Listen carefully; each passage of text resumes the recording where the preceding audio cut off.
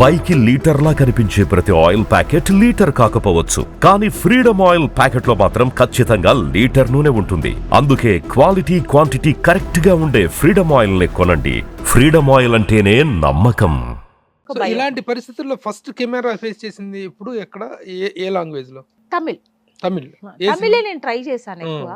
తమిళ్లో first movie గంగేమరన్ గారు, ఇళయరాజు గారు బ్రదర్ గంగేమరన్ గారు, ఆయన డైరెక్షన్ లో రామరాజు గారు హీరో. అప్పట్లో ఆయన పెద్ద హీరో. సో ఆయన పక్కన చేసా వెళ్ళి ఫస్ట్ డే చాలా బాగా చేశాను. నాకు అసలు కెమెరా ఫియర్ కూడా లేదు. అందరూ అని ఫస్ట్ సినిమా ఫస్ట్ మూవీనా అని అడిగారు. అవును అన్న. ఇంత ధైర్యంగా చేస్తున్నావు ఎలాగా అన్నారు. అంటే చిన్నప్పటి నుంచి నేను అద్దం ఉంటది కదా, దాన్ని ఒక కెమెరాలా ఫీల్ అయిపోయేదాన్ని.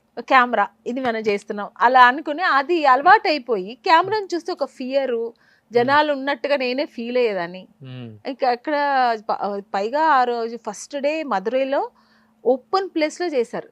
అంటే డైరెక్టర్ చాలా బాగుంది అన్నట్టుగా. కొన్ని ప్రయత్నాలు విఫలమైన తర్వాత వచ్చిన ఫైనల్ ఫిల్మ్ ఇది. ఫస్ట్ అటెంప్టే వచ్చిందా? లేదు, చాలా స్ట్రగుల్ అయింది, చాలా పోరాటాలు అయింది. గంగేమ్రన్ గారే ఫస్ట్ మూవీ కరకట్టకారన్ అని మన కనక గారు హీరోయిన్, దేవికా గారు డాక్టర్. ఆ సినిమాలో ఫస్ట్ సెలెక్ట్ అయింది నేనే. నాది చూసి సెలెక్ట్ చేసేసారు. అక్కడ కొంచెం అక్కడ తీసుకెళ్లిన మేనేజర్ ఉంటారు కదా, నెక్స్ట్ డే ఆయన ఏం చేశారంటే, నాకు పేరు చెప్పదలుచుకోలేదు. ఆ మేనేజర్ ఏం చెప్పారంటే, అగ్రిమెంట్ 5 years అగ్రిమెంట్ వేసుకుందాము, నేనే మేనేజర్ గా ఉంటాను. సో అన్ని సినిమాలకు చేసిందే సినిమా రెమ్యునేషన్ నాకు 50% రావాలి, 50% మీరు తీసుకోండి అన్నారు. నేనైతే ఇంకా నాకు డబ్బులు ఇది లేదు కదా, ఓకే మనం హీరోయిన్ గా చేయాలి అంతే.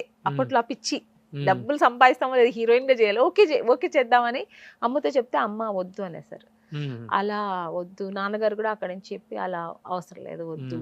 ఇంకా ఆయన అక్కడ పోయింది, అక్కడ ఏదో చెప్పి కట్ చేస్తాడు ఆయన. డైరెక్టర్ గారి దగ్గర మనం వెళ్ళి మాట్లాడేంత లేదు కదా, కొత్త అమ్మాయి.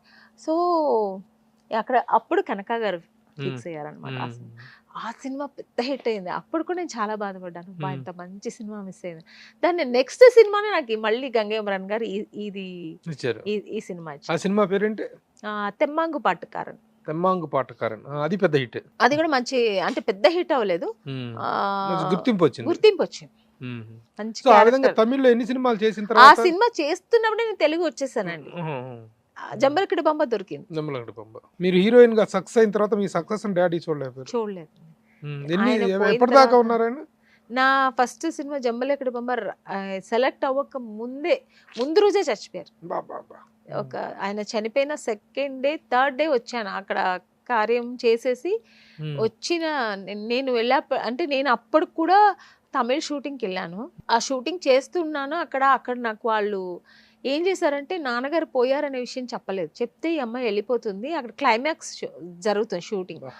సో ఇంకా అవుట్డోర్ వాళ్ళు ఫోన్ వచ్చింది నాన్నగారు హోటల్కి. వాళ్ళు అప్పట్లంతా మనకు సెల్ ఫోన్ లేదు కదా, వాళ్ళు ప్రొడ్యూసర్ చెప్తే ప్రొడ్యూసర్ ఏం చేశారంటే, నాన్నగారికి ఏదో కొంచెం సీరియస్ అంట అనే చెప్పారు తప్ప చచ్చిపోయారు అనే విషయం నాకు చెప్పలేదు.